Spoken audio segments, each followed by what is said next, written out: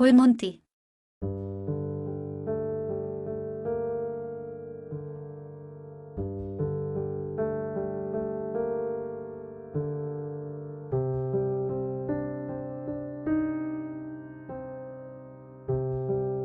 রবীন্দ্রনাথ ঠাকুর।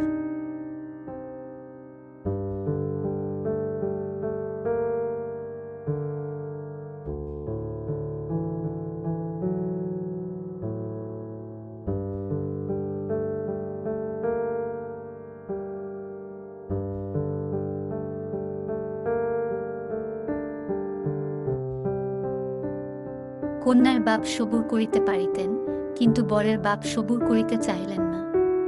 তিনি দেখিলেন মেয়েটির বিবাহের বয়স পার হইয়া গেছে, কিন্তু আর কিছুদিন গেলে সেটাকে ভদ্র বা অভদ্র কোনো রকমে চাপা দিবার সময়টাও পার হইয়া যাইবে। মেয়ের বয়স অবৈধ রকমে বাড়িয়া গেছে বটে, কিন্তু পণের টাকার আপেক্ষিক গুরুত্ব এখনো তাহার চেয়ে কিঞ্চিত উপরে আছে। সেই জন্যই তারা, আমি ছিলাম বর, সুতরাং বিবাহ সম্বন্ধে আমার মতো যাচাই করা অনাবশ্যক ছিল। আমার কাজ আমি করিয়াছি, FA পাস করিয়া বৃত্তি পাইয়াছি। তাই প্রজাপতির দুই পক্ষ, কন্যাপক্ষ ও বরপক্ষ, ঘন ঘন বিচলিত হইয়া উঠিল। আমাদের দেশে যে মানুষ একবার বিবাহ করিয়াছে, বিবাহ সম্বন্ধে তাহার মনে আর কোনো উদ্বেগ থাকে না। নরমাংসের স্বাদ পাইলে মানুষের সম্বন্ধে বাঘের যে দশা হয়, স্ত্রীর সম্বন্ধে তাহার ভাবটা সেইরূপ হইয়া ওঠে।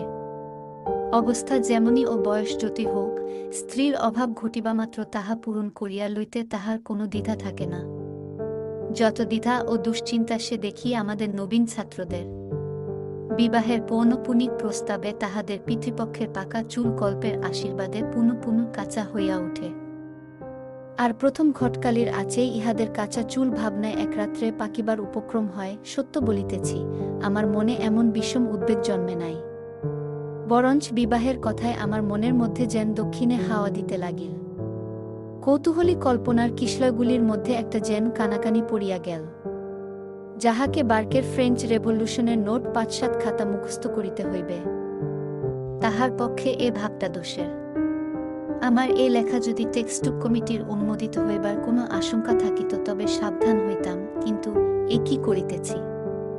এ কি একটি গল্প যে উপন্যাস লিখিতে বসিলাম? এমন সুরে আমার লেখা শুরু হইবে এ আমি কি জানিতাম? মনে ছিল কয় বৎসরের বেদনার যে মেঘ কালো হইয়া জমিয়া উঠিয়াছে, তাহাকে বৈশাখ সন্ধ্যার ঝোড়ো বৃষ্টির মতো প্রবল বর্ষণে নিঃশেষ করিয়া দিব। কিন্তু না পারিলাম বাংলায় শিশুপাঠ্য বই লিখিতে, কারণ সংস্কৃত মুগ্ধবোধ ব্যাকরণ আমার পড়া নাই। আর না পারিলাম কাব্য রচনা করিতে, কারণ মাতৃভাষা আমার জীবনের মধ্যে এমন পুষ্পিত হইয়া উঠে নাই যাহাতে নিজের অন্তরকে বাহিরে টানিয়া আনিতে পারি। সেই জন্যেই দেখিতেছি আমার ভিতরকার শ্মশানচারী সন্ন্যাসীটা অট্টহাস্যে আপনাকে আপনি পরিহাস করিতে বসিয়াছে। না করিয়া করিবে কি? তাহার যে অশ্রু শুকাইয়া গেছে। জ্যৈষ্ঠের খর রৌদ্রইত জ্যৈষ্ঠের অশ্রুশূন্য রোদন, আমার সঙ্গে যাহার বিবাহ হইয়াছিল তাহার সত্য নামটা দিব না, কারণ পৃথিবীর ইতিহাসে তাহার নামটি লইয়া প্রত্নতাত্ত্বিকদের মধ্যে বিবাদের কোনো আশঙ্কা নাই। যে তাম্রশাসনে তাহার নাম খোদাই করা আছে সেটা আমার হৃদয়পট। কোনকালে সে পট এবং সে নাম বিলুপ্ত হইবে এমন কথা আমি মনে করিতে পারি না, কিন্তু যে অমৃতলোকে তাহা অক্ষয় হইয়া রহিল সেখানে ঐতিহাসিকের আনাগোনা নাই। আমার এই লেখায় তাহার যেমন হোক একটা নাম চাই। আচ্ছা, তাহার নাম দিলাম শিশির। কেননা শিশিরের কান্নাহাসি একেবারে এক হইয়া আছে, আর শিশিরে ভোরবেলাটুকুর কথা সকালবেলায় আসিয়া ফুরাইয়া যায়। শিশির আমার চেয়ে কেবল 2 বছরের ছোট ছিল, অথচ আমার পিতা যে গৌরীদানের পক্ষপাতী ছিলেন না তাহা নহে। তাহার পিতা ছিলেন উগ্রভাবে সমাজবিদ্রোহী, দেশের প্রচলিত ধর্মকর্ম কিছুতে তাহার আস্থা ছিল না, তিনি কষিয়া ইংরাজি পড়িয়াছিলেন। আমার পিতা উগ্রভাবে সমাজের অনুগামী, মানিতে তাহার বাধে এমন জিনিস আমাদের সমাজে সদরে বা অন্দরে, দেউরি বা খিড়কির পথে খুঁজিয়া পাওয়া দেয়, কারণ ইনিও কষিয়া ইংরাজি পড়িয়াছিলেন। পিতামহ এবং পিতা উভয়েরই মতামত বিদ্রোহের 2 বিভিন্ন মূর্তি, কোনোটাই সরল স্বাভাবিক নহে। তবুও বড় বয়সের মেয়ের সঙ্গে বাবা যে আমার বিবাহ দিলেন তাহার কারণ, মেয়ের বয়স বড় বলিয়াই পণের অঙ্কটাও বড়। শিশির আমার শ্বশুরের একমাত্র মেয়ে। বাবার বিশ্বাস ছিল কন্যার পিতার সমস্ত টাকা ভাবি জামাতার ভবিষ্যতের গর্ভ পূরণ করিয়া তুলিতেছে। আমার শ্বশুরের বিশেষ কোনো একটা মতের বালাই ছিল না। তিনি পশ্চিমের এক পাহাড়ের কোনো রাজার অধীনে বড় কাজ করিতেন। শিশির যখন কোলে তখন তাহার মার মৃত্যু হয়। মেয়ে বৎসরন্তে এক এক বছর করিয়া বড় হইতেছে, তাহা আমার শ্বশুরের চোখেই পড়ে নাই। সেখানে তাহার সমাজের লোক এমন কেহই ছিল না যে তাহাকে চোখে আঙুল দিয়া দেখাইয়া দিবে। শিশিরের বয়স যথাসময়ে 16 হইল, কিন্তু সেটা স্বভাবের 16, সমাজের 16 নহে। কেহ তাহাকে আপন বয়সের জন্য সতর্ক হইতে পরামর্শ দেয় নাই। সেও আপন বয়সটার দিকে ফিরিয়াও তাকাইত না। কলেজে 3য় বৎসরে পা দিয়াছি, আমার বয়স 19। এমন সময় আমার বিবাহ হইল। বয়সটা সমাজের মতে বা সমাজ সংস্কারকের মতে উপযুক্ত কিনা তাহা লইয়া তাহারা দুই পক্ষ লড়াই করিয়া রক্তারক্তি করিয়া মরুক, কিন্তু আমি বলিতেছি সে বয়সটা পরীক্ষা পাশ করিবার পক্ষে যত ভালো হোক, বিবাহের সম্বন্ধ আসিবার পক্ষে কিছুমাত্র কম ভালো নয়। বিবাহের অরুণোদয় হইল একখানি ফটোগ্রাফের আভাসে। পড়া মুখস্থ করিতেছিলাম। একজন ঠাট্টার সম্পর্কের আত্মীয়া আমার টেবিলের উপরে শিশিরের ছবিখানি রাখিয়া বলিলেন, এইবার সত্যিকার পড়া পড়ো, একেবারে ঘাড়মোড় ভাঙিয়া। কোনো একজন আনাড়ি কারিগরের তোলা ছবি। মা ছিল না, সুতরাং কেহ তাহার চুল টানিয়া বাঁধিয়া খোপায় জড়ি জড়াইয়া সাহা বা মল্লিক কোম্পানির জবরজং জ্যাকেট পরাইয়া বরপক্ষের চোখ ভুলাইবার জন্য জালিয়াতির চেষ্টা করে নাই। ভারী একখানি সাদাসিধা মুখ, সাদাসিধা দুটি চোখ এবং সাদাসিধা একটি শাড়ি। কিন্তু সমস্তটি লইয়া কি যে মহিমা সে আমি বলিতে পারি না। যেমন তেমন একখানি চৌকিতে বসিয়া, পিছনে একখানা ডোরাদাগ কাটা শতরঞ্চ ঝোলানো, পাশে একটা টিপাইয়ের উপরে ফুলদানিতে ফুলের তোড়া, আর গালিচার উপরে শাড়ির বাঁকা পাটির নিচে দুখানি খালি পা। পটের ছবিটির উপর আমার মনের সোনার কাঠি লাগিতেই সে আমার জীবনের মধ্যে জাগিয়া উঠিল। সেই কালো দুটি চোখ আমার সমস্ত ভাবনার মাঝখানে কেমন করিয়া চাহিয়া রহিল, আর সেই বাঁকা পাড়ের নিচেকার দুখানি খালি পা আমার হৃদয়কে আপন পদ্মাসন করিয়া লইল। পঞ্জিকার পাতা উল্টাইতে থাকিল। 2-3টা বিবাহের লগ্ন পিছাইয়া যায়, শ্বশুরের ছুটি আর মেলে না। ওদিকে সামনে একটা অকাল 4-5টা মাস জুড়িয়া আমার আইবর বয়সের সীমানাটাকে 19 বছর হইতে অনর্থক 20 বছরের দিকে ঠেলিয়া দিবার চক্রান্ত করিতেছে। শ্বশুরের এবং তাহার মনিবের উপর রাগ হইতে লাগিল। যা হোক, অকালের ঠিক পূর্বলগ্নটাতে আসিয়া বিবাহের দিন ঠেকিল। সেদিনকার সানাইয়ের প্রত্যেক টানটি যে আমার মনে পড়িতেছে। সেদিনকার প্রত্যেক মুহূর্তটি আমি আমার সমস্ত চৈতন্য দিয়া স্পর্শ করিয়াছি। আমার সেই 19 বছরের বয়সটি আমার জীবনে অক্ষয় হইয়া থাক। বিবাহ সভায় চারিদিকে হট্টগোল, তাহারই মাঝখানে কন্যার কোমল হাতখানি আমার হাতের উপর পড়িল। এমন আশ্চর্য আর কি আছে? আমার মন বারবার করিয়া বলিতে লাগিল, আমি পাইলাম, আমি ইহাকে পাইলাম। কাহাকে পাইলাম? এ যে দুর্লভ, এ যে মানবী, ইহার রহস্যের কি অন্ত আছে? আমার শ্বশুরের নাম গৌরীশঙ্কর। যে হিমালয়ে বাস করিতেন সেই হিমালয়ে তিনি যেন মিতা। তাহার গাম্ভীর্যের শিখর দেশে একটি স্থির হাস্য শুভ্র হইয়াছিল, আর তাহার হৃদয়ের ভিতরটিতে স্নেহের যে একটি প্রশ্রবণ ছিল, তাহার সন্ধান যাহারা জানিত তাহারা তাহাকে ছাড়িতে চাহিত না। কর্মক্ষেত্রে ফিরিবার পূর্বে আমার শ্বশুর আমাকে ডাকিয়া বলিলেন, বাবা, আমার মেয়েটিকে আমি 17 বছর ধরিয়া জানি, আর তোমাকে এইটি দিন মাত্র জানিলাম, তবু তোমার হাতেই ও রহিল। যে ধন দিলাম তাহার মূল্য যেন বুঝিতে পার, ইহার বেশি আশীর্বাদ আর নাই। তাহার বেহাই বেহান সকলেই তাহাকে বারবার করিয়া আশ্বাস দিয়া বলিলেন, বেহাই, মনে কোনো চিন্তা রাখিও না। তোমার মেয়েটি যেমন বাপকে ছাড়িয়া আসিয়াছে, এখানে তেমনি বাপ মা উভয়কেই পাইল। তাহার পরে শ্বশুরমশাই মেয়ের কাছে বিদায় লইবার বেলা হাসিলেন, বলিলেন, বুড়ি, চলিলাম। তোর একখানি মাত্র এই বাপ, আজ হইতে ইহার যদি কিছু খোয়া যায় বা চুরি যায় বা নষ্ট হয়, আমি তাহার জন্য দায়ী নই। মেয়ে বলিল, তাই বই কি, কোথাও একটু যদি লোকসান হয় তোমাকে তার ক্ষতিপূরণ করিতে হইবে। অবশেষে নিত্য তাহার যেসব বিষয়ে বিভ্রাট ঘটে বাপকে সে সম্বন্ধে সে বারবার সতর্ক করিয়া দিল। আহার সম্বন্ধে আমার শ্বশুরের যথেষ্ট সংযম ছিল না, গুটিকয়েক অপথ্য ছিল, তাহার প্রতি তাহার বিশেষ আসক্তি। বাপকে সেই সমস্ত প্রলোভন হইতে যথাসম্ভব ঠেকাইয়া রাখা মেয়ের এক কাজ ছিল। তাই আজ সে বাপের হাত ধরিয়া উদ্বেগের সহিত বলিল, বাবা, তুমি আমার কথা রেখো, রাখবে? বাবা হাসিয়া কহিলেন, মানুষ পণ করে পণ ভাঙিয়া ফেলিয়া হাফ ছাড়িবার জন্য, অতএব কথা না দেওয়াই সবচেয়ে নিরাপদ। তাহার পরে বাপ চলিয়া আসিলে ঘরে কপাট পড়িল। তাহার পরে কি হইল কেহ জানে না। বাপ ও মেয়ের অশ্রুহীন বিদায় ব্যাপার পাশের ঘর হইতে কৌতূহলী অন্তঃপুরিকার দল দেখিল ও শুনিল। অবাক কাণ্ড! খোট্টার দেশে থাকিয়া খোট্টা হইয়া গেছে, মায়াম্মতা একেবারে নাই। আমার শ্বশুরের বন্ধু বনমালী বাবুই আমাদের বিবাহের ঘটকালি করিয়াছিলেন। তিনি আমাদের পরিবারেরও পরিচিত। তিনি আমার শ্বশুরকে বলিয়াছিলেন, সংসারে তোমার তো ওই একটি মেয়ে, এখন ইহাদেরই পাশে বাড়ি লইয়া এইখানেই জীবনটা কাটাও।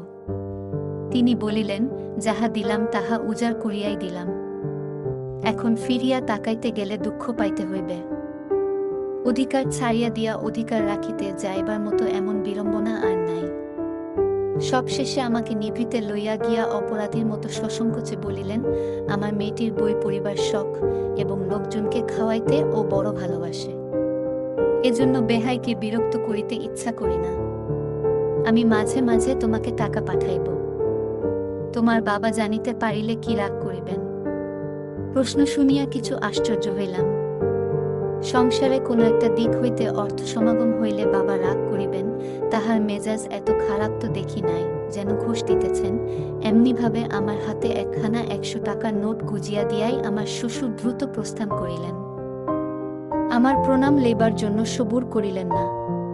পিছন হইতে দেখিতে পাইলাম, এইবার পকেট হইতে রুমাল বাহির হইল। আমি স্তব্ধ হইয়া বসিয়া ভাবিতে লাগিলাম। মনে বুঝিলাম, ইহারা অন্য জাতের মানুষ, বন্ধুদের অনেককেই তো বিবাহ করিতে দেখিলাম। মন্ত্র পড়ার সঙ্গে সঙ্গেই স্ত্রীটিকে একেবারে এক গ্রাসে গলাধকরণ করা হয়। পাকযন্ত্রে পৌঁছিয়া কিছুক্ষণ বাদে এই পদার্থটির নানা গুণাগুণ প্রকাশ হইতে পারে এবং ক্ষণে ক্ষণে আভ্যন্তরিক উদ্বেগ উপস্থিত হইয়াও থাকে, কিন্তু রাস্তাটুকুতে কোথাও কিছুমাত্র বাধে না। আমি কিন্তু বিবাহসভাতেই বুঝিয়াছিলাম, দানের মন্ত্রে স্ত্রীকে যেটুকু পাওয়া যায় তাহাতে সংসার চলে, কিন্তু 15 বাকি থাকিয়া যায়। আমার সন্দেহ হয়, অধিকাংশ লোকে স্ত্রীকে বিবাহমাত্র করে পায় না এবং জানেও না যে পায় নাই। তাহাদের স্ত্রীর কাছেও আমৃত্যুকাল এ খবর ধরা পড়ে না। কিন্তু সে যে আমার সাধনার ধন ছিল, সে আমার সম্পত্তি নয়, সে আমার সম্পদ। শিশির, না, এই নামটা আর ব্যবহার করা চলিল না। একে তো এটা তাহার নাম নয়, তাহাতে এটা তাহার পরিচয় নয়। সে সূর্যের মতো ধ্রুব, সে খঞ্জীবিনী উষার বিদায়ের অশ্রুবিন্দুটি নয়। কি হইবে গোপনে রাখিয়া? তাহার আসল নাম হৈমন্তী। দেখিলাম, এই 17 বছরের মেয়েটির উপরে যৌবনের সমস্ত আলো আসিয়া পড়িয়াছে, কিন্তু এখনো কৈশোরের কোল হইতে সে জাগিয়া ওঠে নাই। ঠিক যেন শৈলচূড়ার বরফের উপর সকালের আলো ঠিকরিয়া পড়িয়াছে, কিন্তু বরফ এখনো গলিল না। আমি জানি কি অকলঙ্ক শুভ্র সে, কি নিবিড় পবিত্র। আমার মনে একটা ভাবনা ছিল যে, লেখাপড়া জানা বড় মেয়ে, কি জানি কেমন করিয়া তাহার মন পাইতে হইবে। কিন্তু অতি অল্প দিনেই দেখিলাম, মনের রাস্তার সঙ্গে বইয়ের দোকানের রাস্তার কোনো জায়গায় কোনো কাটাকাটি নাই। কবে যে তাহার সাদা মনটির উপরে একটু রং ধরিল, চোখে একটু ঘোর লাগিল, কবে যে তাহার সমস্ত শরীর মন যেন উৎসুক হইয়া উঠিল, তাহা ঠিক করিয়া বলিতে পারিব না। এ তো গেল একদিকের কথা। আবার অন্য দিকও আছে, সেটা বিস্তারিত বলিবার সময় আসিয়াছে। রাজসংসারে আমার শ্বশুরের চাকরি। ব্যাংকে যে তাহার কত টাকা জমিল সে সম্বন্ধে জনশ্রুতি নানা প্রকার অঙ্কপাত করিয়াছে, কিন্তু কোনো অঙ্কটাই লাখের নিচে নামে নাই। ইহার ফল হইয়াছিল এই যে, তাহার পিতার দর যেমন এমন বাড়িল হৈমর আদরও তেমনি বাড়িতে থাকিল। আমাদের ঘরের কাজকর্ম রীতিপদ্ধতি শিখিয়া লইবার জন্য সে ব্যগ্র, কিন্তু মা তাহাকে অত্যন্ত স্নেহে কিছুতেই হাত দিতে দিলেন না। এমনকি হৈমর সঙ্গে পাহাড় হইতে যে দাসী আসিয়াছিল, যদিও তাহাকে নিজেদের ঘরে ঢুকিতে দিতেন না, তবু তাহার জাত সম্বন্ধে প্রশ্নমাত্র করিলেন না। পাছে বিশ্রী একটা উত্তর শুনিতে হয়, এমনিভাবেই দিন চলিয়া যাইতে পড়িত। কিন্তু হঠাৎ একদিন বাবার মুখ ঘোর অন্ধকার দেখা গেল। ব্যাপারখানা এই, আমার বিবাহে আমার শ্বশুর 15,000 টাকা নগদ এবং 5,000 টাকার গহনা দিয়াছিলেন। বাবা তাহার এক দালাল বন্ধুর কাছে খবর পাইয়াছেন, ইহার মধ্যে 15,000 টাকাই ধার করিয়া সংগ্রহ করিতে হইয়াছে, তাহার সুদও নিতান্ত সামান্য নহে। লাখ টাকার গুজব তো একেবারেই ফাঁকি। যদিও আমার শ্বশুরের সম্পত্তির পরিমাণ সম্বন্ধে আমার বাবার সঙ্গে তাহার কোনোদিন কোনো আলোচনাই হয় নাই, তবু বাবা জানি না কোন যুক্তিতে ঠিক করিলেন তাহার বেহাই তাহাকে ইচ্ছাপূর্বক প্রবঞ্চনা করিয়াছেন। তারপরে বাবার একটা ধারণা ছিল, আমার শ্বশুর রাজার প্রধানমন্ত্রীগোছের একটা কিছু খবর লইয়া জানিলেন তিনি সেখানকার শিক্ষা বিভাগের অধ্যক্ষ। বাবা বলিলেন, অর্থাৎ স্কুলের হেড মাস্টার, সংসারে ভদ্রপদ যতগুলো আছে তাহার মধ্যে সবচেয়ে ওচা। বাবার বড় আশা ছিল, শ্বশুর আজ বাদে কাল যখন কাজে অবসর লইবেন তখন আমি রাজমন্ত্রী হইব। এমন সময়ে রাস উপলক্ষে দেশের কুটুম্বরা আমাদের কলিকাতার বাড়িতে আসিয়া জমা হইলেন। কন্যাকে দেখিয়া তাহাদের মধ্যে একটা কানাকানি পড়িয়া গেল। কানাকানি ক্রমে অস্ফুট হইতে স্ফুট হইয়া উঠিল। দূর সম্পর্কের কোনো এক দিদিমা বলিয়া উঠিলেন, পোড়া কপাল আমার, নাতবু যে বয়সে আমাকেও হার মানাইল। আর এক দিদিমা শ্রেণিয়া বলিলেন, আমাদেরই যদি হার না মানাইবে তবে অপু বাহির হইতে বউ আনিতে যাইবে কেন? আমার মা খুব জোরের সঙ্গে বলিয়া উঠিলেন, ও মা, সে কি কথা? বৌমার বয়স সবে 11 বইত নয়, এই আসছে ফাল্গুনে 12 পা দিবে। খুট্টার দেশে ডাল রুটি খাইয়া মানুষ, তাই অমন বাড়ন্ত হইয়া উঠিয়াছে। দিদিমারা বলিলেন, বাছা, এখনো চোখে এত কম তো দেখি না। কন্যাপক্ষ নিশ্চয়ই তোমাদের কাছে বয়স ভাড়াইয়াছে। মা বলিলেন, আমরা যে কুষ্ঠি দেখিলাম কথাটা সত্য, কিন্তু কুষ্ঠিতেই প্রমাণ আছে মেয়ের বয়স 17। প্রবীণারা বলিলেন, কুষ্ঠিতে কি আর ফাঁকি চলে না? এই লইয়া ঘোর তর্ক, এমনকি বিবাদ হইয়া গেল। এমন সময়ে সেখানে হৈমা আসিয়া উপস্থিত। কোন এক দিদিমা জিজ্ঞাসা করিলেন, নাতবু, তোমার বয়স কত বলো তো? মা তাহাকে চোখ টিপিয়া ইশারা করিলেন। হৈম তাহার অর্থ বুঝিল না, বলিল, 17। মা ব্যস্ত হইয়া বলিয়া উঠিলেন, তুমি জান না? হৈম কহিল, আমি জানি আমার বয়স 17। দিদিমারা পরস্পর গাটেপাটেপি করিলেন। বধূর নির্বুদ্ধিতায় রাগিয়া উঠিয়া মা বলিলেন, তুমি তো সব জান। তোমার বাবা যে বলিলেন তোমার বয়স 11। হৈম চমকিয়া কহিল, বাবা বলিয়াছেন? কখনো না। মা কহিলেন, অবাক করিল। বেহাই আমার সামনে নিজের মুখে বলিলেন, আর মেয়ে বলে কখনো না। এই বলিয়া আর একবার চোখ টিপিলেন। এবার হৈম ইশারার মানে বুঝিল, স্বর আরো দ্বিগুণ করিয়া বলিল, বাবা এমন কথা কখনোই বলিতে পারেন না। মা গলা চড়াইয়া বলিলেন, তুই আমাকে মিথ্যাবাদী বলিতে চাস? হৈম বলিল, আমার বাবা তো কখনোই মিথ্যা বলেন না। ইহার পরে মা যতই গালি দিতে লাগিলেন, কথাটার কালি ততই গড়াইয়া ছড়াইয়া চারিদিকে লেপিয়া গেল। মা রাগ করিয়া বাবার কাছে তাহার বধূর মুতা এবং ততোধিক এক গুয়েমির কথা বলিয়া দিলেন। বাবা হৈমকে ডাকিয়া বলিলেন, আই বড় মেয়ের বয়স 17, এটা কি খুব একটা গৌরবের কথা, তাই ঢাক পিটিয়া বেড়াইতে হইবে? আমাদের এখানে এসব চলিবে না, বলিয়া রাখিতেছি। হায় রে, তাহার বোমার প্রতি বাবার সেই মধুমাখা পঞ্চম স্বর আজ একেবারে এমন বাজখাই খাদে নাবিল কেমন করিয়া? হৈম ব্যথিত হইয়া প্রশ্ন করিল, কেহ যদি বয়স জিজ্ঞাসা করে কি বলিব? বাবা বলিলেন, মিথ্যা বলিবার দরকার নাই, তুমি বলিও, আমি জানি না, আমার শাশুড়ি জানেন। কেমন করিয়া মিথ্যা বলিতে না হয় সেই উপদেশ শুনিয়া হৈম এমন ভাবে চুপ করিয়া রহিল যে বাবা বুঝিলেন তাহার সদুপদেশটা একেবারে বাজে খরচ হইল। হৈমর দুর্গতিতে দুঃখ করিব কি, তাহার কাছে আমার মাথা হেট হইয়া গেল। সেদিন দেখিলাম শরৎপ্রভাতের আকাশের মতো তাহার চোখের সেই সরল উদার দৃষ্টি একটা কি সংশয়ে ম্লান হইয়া গেছে। ভীত হরিণীর মতো সে আমার মুখের দিকে চাহিল। ভাবিল, আমি ইহাদিগকে চিনি না। সেদিন একখানা শৌখিন বাধাইকরা ইংরাজি কবিতার বই তাহার জন্য কিনিয়া আনিয়াছিলাম। বইখানি সে হাতে করিয়া লইল এবং আস্তে আস্তে কোলের উপর রাখিয়া দিল। একবার খুলিয়া দেখিল না। আমি তাহার হাতখানি তুলিয়া ধরিয়া বলিলাম, হৈম, আমার উপর রাগ করিও না। আমি তোমার সত্যে কখনো আঘাত করিব না। আমি যে তোমার সত্যের বাঁধনে বাঁধা। হৈম কিছু না বলিয়া একটুখানি হাসিল।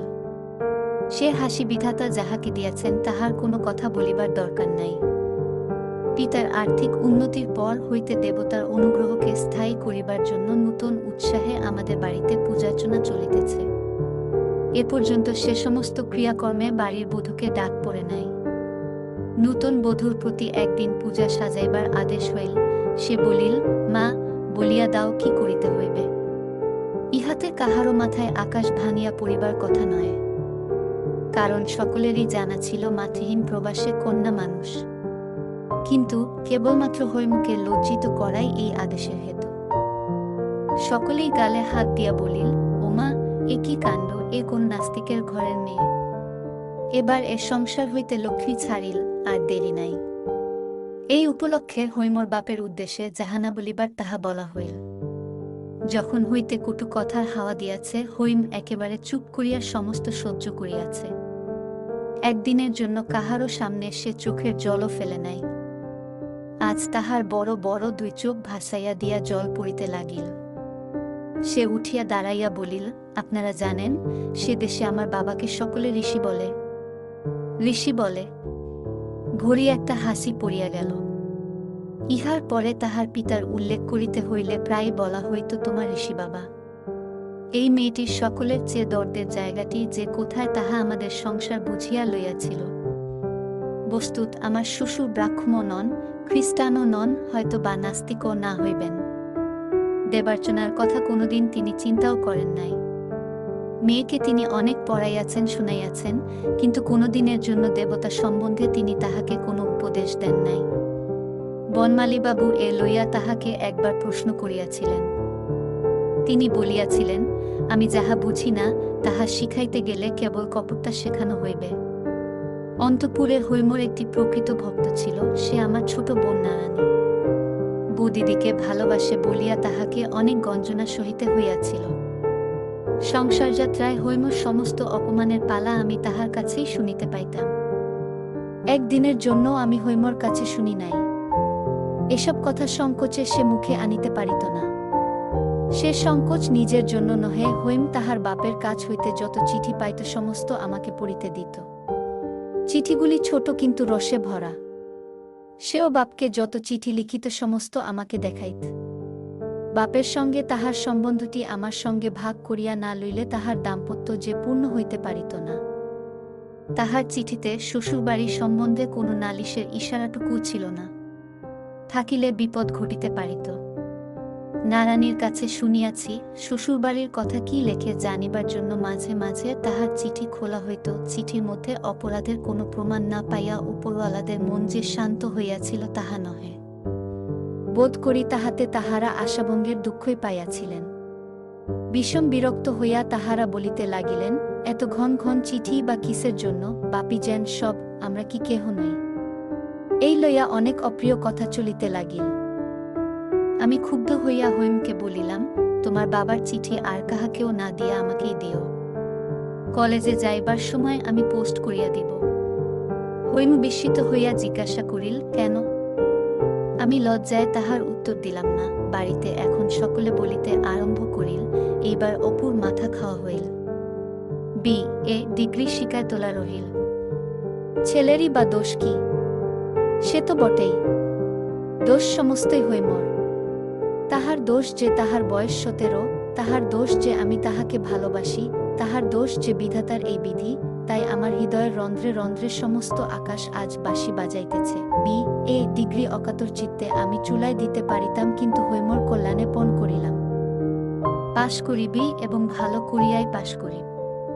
এ পণ রক্ষা করা আমার সে অবস্থায় যে সম্ভবপর বোধ হইয়াছিল, তাহার দুইটি কারণ ছিল। এক তো হৈমর ভালোবাসার মধ্যে এমন একটি আকাশের বিস্তার ছিল যে সংকীর্ণ আসক্তির মধ্যে সে মনকে জড়াইয়া রাখিত না। সেই ভালোবাসার চারিদিকে ভারী একটি স্বাস্থ্যকর হাওয়া বহিত। দ্বিতীয়, পরীক্ষার জন্য যে বইগুলি পড়ার প্রয়োজন তাহা হৈমর সঙ্গে একত্রে মিলিয়া পড়া অসম্ভব ছিল না। পরীক্ষা পাসের উদ্যোগে কোমর বাঁধিয়া লাগিলাম। একদিন রবিবার মধ্যাহ্নে বাহিরের ঘরে বসিয়া মার্টিনোর চরিত্রতত্ত্ব বইখানার বিশেষ বিশেষ লাইনের মধ্যপথগুলা ফাড়িয়া ফেলিয়া নীল পেন্সিলের লাঙল চালাইতেছিলাম। এমন সময় বাহিরের দিকে হঠাৎ আমার চোখ পড়িল। আমার ঘরের সম্মুখে আঙিনার উত্তর দিকে অন্তঃপুরে উঠিবার একটা সিঁড়ি। তাহারই গায়ে গায়ে মাঝে মাঝে গড়াতে দেওয়া এক একটা জানলা দেখি। তাহারই একটি জানলায় হৈম চুপ করিয়া বসিয়া পশ্চিমের দিকে চাহিয়া। সেদিকে মল্লিকদের বাগানে কাঞ্চন গাছ গোলাপি ফুলে আচ্ছন্ন। আমার বুকে ধক করিয়া একটা ধাক্কা দিল, মনের মধ্যে একটা অনবধানতার আবরণ ছিড়িয়া পড়িয়া গেল। এই নিঃশব্দ গভীর বেদনার রূপটি আমি এতদিন এমন স্পষ্ট করিয়া দেখি নাই। কিছু না, আমি কেবল তাহার বসিবার ভঙ্গিটুকু দেখিতে পাইতেছিলাম। কোলের উপরে একটি হাতের উপর আরেকটি হাত স্থির পড়িয়া আছে। মাথাটি দেয়ালের উপরে হেলানো, খোলা চুল বাম কাঁধের উপর দিয়া বুকের উপর ঝুলিয়া পড়িয়াছে। আমার বুকের ভিতরটা হুহু করিয়া উঠিল। আমার নিজের জীবনটা এমনি কানায় কানায় ভরিয়াছে যে আমি কোথাও কোনো শূন্যতা লক্ষ্য করিতে পারি নাই। আজ হঠাৎ আমার অত্যন্ত নিকটে অতি বৃহৎ একটা নৈরাশ্যের গহ্বর দেখিতে পাইলাম। কেমন করিয়া কি দিয়া আমি তাহা পূরণ করিব? আমাকে তো কিছুই ছাড়িতে হয় নাই, না আত্মীয়, না অভ্যাস, না কিছু। হৈম যে সমস্ত ফেলিয়া আমার কাছে আসিয়াছে, সেটা কতখানি তাহা আমি ভালো করিয়া ভাবি নাই। আমাদের সংসারে অপমানের কণ্টকশয়নে সে বসিয়া, সে শয়ন আমিও তাহার সঙ্গে ভাগ করিয়া লইয়াছি। সেই দুঃখে হৈমর সঙ্গে আমার যোগ ছিল, তাহাতে আমাদিগকে পৃথক করে নাই।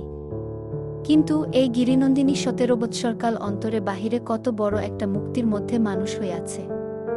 কি নির্মল সত্যে এবং উদার আলোকে তাহার প্রকৃতি এমন ঋজু শুভ্র ও সবল হইয়া উঠিয়াছে। তাহা হইতে হৈম যে কিরূপ নিরতিশয় ও নিষ্ঠুরূপে বিচ্ছিন্ন হইয়াছে এতদিন তাহা আমি সম্পূর্ণ অনুভব করিতে পারি নাই। কেননা সেখানে তাহার সঙ্গে আমার সমান আসন ছিল না। হৈম যে অন্তরে অন্তরে মুহূর্তে মুহূর্তে মরিতেছিল। তাহাকে আমি সব দিতে পারি, কিন্তু মুক্তি দিতে পারি না। তাহা আমার নিজের মধ্যে কোথায়? সেই জন্যই কলিকাতার গলিতে ওই গড়াদে ফাঁক দিয়া নির্বাক আকাশের সঙ্গে তাহার নির্বাক মনের কথা হয়। এবং একদিন রাত্রে হঠাৎ জাগিয়া উঠিয়া দেখি সে বিছানায় নাই, হাতের উপর মাথা রাখিয়া আকাশ ভরা তারার দিকে মুখ তুলিয়া ছাতে শুইয়া আছে, মার্টিনও পড়িয়া রহিল। ভাবিতে লাগিলাম, কি করি? শিশুকাল হইতে বাবার কাছে আমার সংকোচের অন্ত ছিল না। কখনো মুখোমুখি তাহার কাছে দরবার করিবার সাহস বা অভ্যাস আমার ছিল না। সেদিন থাকিতে পারিলাম না। লজ্জার মাথা খাইয়া তাহাকে বলিয়া বসিলাম, বউয়ের শরীর ভালো নয়, তাহাকে একবার বাপের কাছে পাঠাইলে হয়। বাবা তো একেবারে হতবুদ্ধি।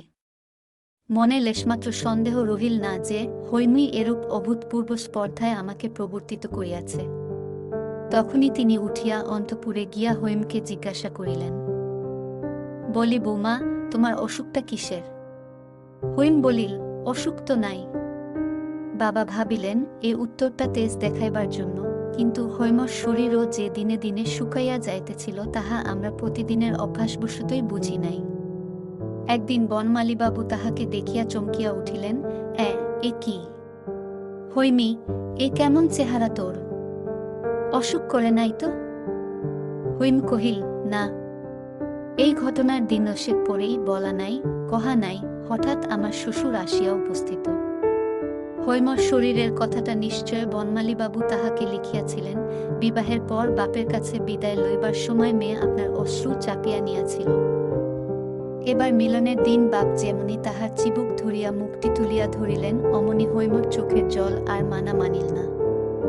বাপ একটি কথা বলিতে পারিলেন না, জিজ্ঞাসা পর্যন্ত করিলেন না, কেমন আছিস? আমার শ্বশুর তাহার মেয়ের মুখে এমন একটা কিছু দেখিয়াছিলেন যাহাতে তাহার বুক ফাটিয়া গেল। হৈম বাবার হাত ধরিয়া তাহাকে শোবার ঘরে লইয়া গেল। অনেক কথা যে জিজ্ঞাসা করিবার আছে। তাহার বাবারও যে শরীর ভালো দেখাইতেছে না। বাবা জিজ্ঞাসা করিলেন, বুড়ি, আমার সঙ্গে যাবি? হৈম কাঙালের মতো বলিয়া উঠিল, যাব। বাপ বলিলেন, আচ্ছা, সব ঠিক করিতেছি। শ্বশুর যদি অত্যন্ত উদ্বিগ্ন হইয়া না থাকিতেন তাহা হইলে এ বাড়িতে ঢুকিয়াই বুঝিতে পারিতেন। এখানে তাহার আর সেদিন নাই।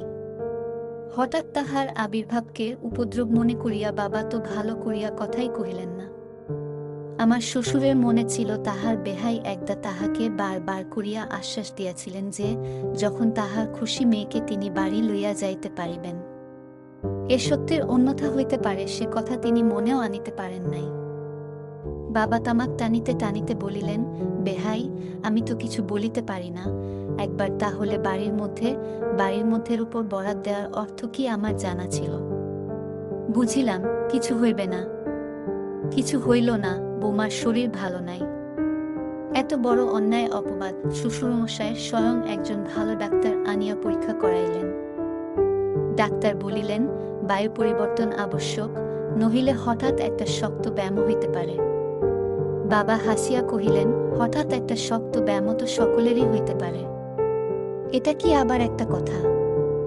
আমার শ্বশুর কহিলেন, জানেন তো, উনি একজন প্রসিদ্ধ ডাক্তার, উহার কথাটা কি? বাবা কহিলেন, অমন ঢের ডাক্তার দেখিয়াছি। দক্ষিণার জোরে সকল পণ্ডিতেরই কাছে সব বিধান মেলে এবং সকল ডাক্তারেরই কাছে সব রোগের সার্টিফিকেট পাওয়া যায়। এই কথাটা শুনিয়া আমার শ্বশুর একেবারে স্তব্ধ হইয়া গেলেন। হৈম বুঝিল তাহার বাবার প্রস্তাব অপমানের সহিত অগ্রাহ্য হইয়াছে। তাহার মন একেবারে কাঠ হইয়া গেল। আমি আর সহিতে পড়িলাম না। বাবার কাছে গিয়া বলিলাম, হৈমকে আমি লইয়া যাইব। বাবা গর্জিয়া উঠিলেন, বটে রে, ইত্যাদি ইত্যাদি। বন্ধুরা কেহ কেহ আমাকে জিজ্ঞাসা করিয়াছেন, যাহা বলিলাম তাহা করিলাম না কেন? স্ত্রীকে লইয়া জোর করিয়া বাহির হইয়া গেলেই তো হইত। গেলাম না কেন? কেন? যদি লোকধর্মের কাছে সত্যধর্মকে না ঠেলিব, যদি ঘরের কাছে ঘরের মানুষকে বলি দিতে না পারিব, তবে আমার রক্তের মধ্যে বহুযুগের যে শিক্ষা তাহা কি করিতে আছে? জান তোমরা, যেদিন অযোধ্যার লোকেরা সীতাকে বিসর্জন দিবার দাবি করিয়াছিল, তাহার মধ্যে আমিও যে ছিলাম। আর সেই বিসর্জনের গৌরবের কথা যুগে যুগে যাহারা গান করিয়া আসিয়াছে, আমিও যে তাহাদের মধ্যে একজন। আর আমিই তো সেদিন লোকরঞ্জনের জন্য স্ত্রী পরিত্যাগের গুণ বর্ণনা করিয়া মাসিক পত্রে প্রবন্ধ লিখিয়াছি। বুকের রক্ত দিয়া আমাকে যে একদিন দ্বিতীয় সীতা বিসর্জনের কাহিনী লিখিতে হইবে, সে কথা কে জানিত? পিতায় কন্যায় আরেকবার বিদায়ের ক্ষণ উপস্থিত হইল। এইবারেও দুইজনেরই মুখে হাসি। কন্যা হাসিতে হাসিতেই ভর্ৎসনা করিয়া বলিল, বাবা, আর যদি কখনো তুমি আমাকে দেখিবার জন্য এমন ছুটাছুটি করিয়া এ বাড়িতে আস, তবে আমি ঘরে কপাট দিব। বাপ হাসিতে হাসিতেই বলিলেন, ফের যদি আসি তবে শীতকাটি সঙ্গে করিয়াই আসিব। ইহার পরে হৈমর মুখে তাহার চিরদিনের সেই স্নিগ্ধ হাসিটুকু আর একদিনের জন্য দেখি নাই। তাহারও পরে কি হইল সে কথা আর বলিতে পারিব না। শুনিতেছি, মা পাত্রীর সন্ধান করিতেছেন। হয়তো একদিন মার অনুরোধ অগ্রাহ্য করিতে পারিব না। ইহাও সম্ভব হইতে পারে। কারণ থাক, আর কাজ কি?